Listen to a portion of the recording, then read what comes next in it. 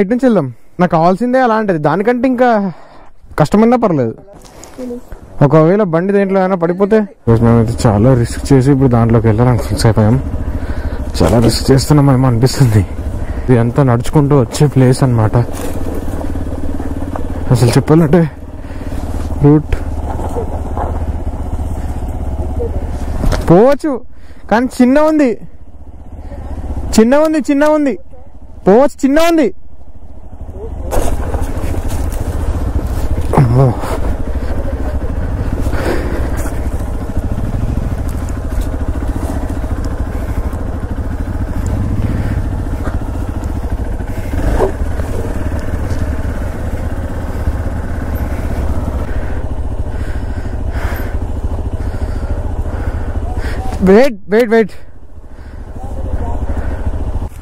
wait.